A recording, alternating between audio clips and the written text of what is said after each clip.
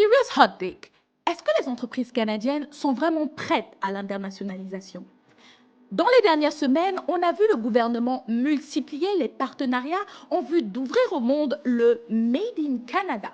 De l'Asie en passant par l'Inde et l'Europe, Carney nous a offert une véritable Dora l'exploratrice des opportunités économiques. Mais posons-nous la vraie question. Est-ce que nos entreprises sont réellement prêtes pour l'internationalisation?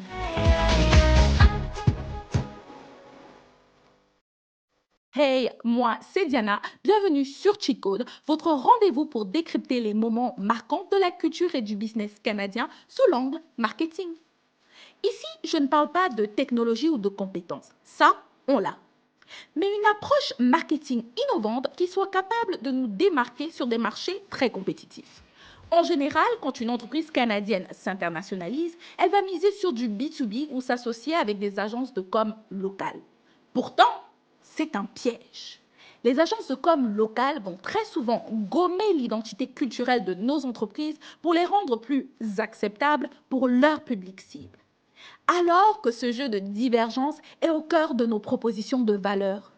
Une entreprise comme Millie Cosmetics ne sera jamais L'Oréal Paris, et c'est OK. Mais son histoire, fièrement canadienne, parle à la femme expat en recherche de produits typiques pour sa peau.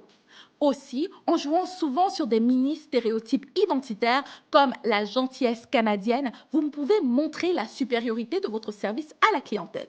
Ou encore, en vantant le climat polaire canadien, vous pouvez montrer la qualité supérieure de vos produits, qu'importe les températures.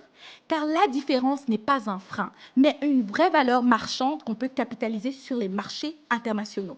Votre stratégie de com internationale doit reposer sur 3 piliers. 1. Une compréhension de votre nouveau marché et de ses réalités locales. 2. Une identification de votre plus-value identitaire. Et enfin, la création d'une synergie entre qui vous êtes et là où vous voulez aller pour vraiment développer une identité de marque unique.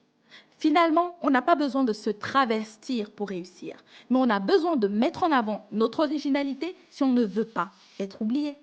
N'hésitez pas à commenter Infolettre si vous souhaitez avoir accès à notre playbook complet.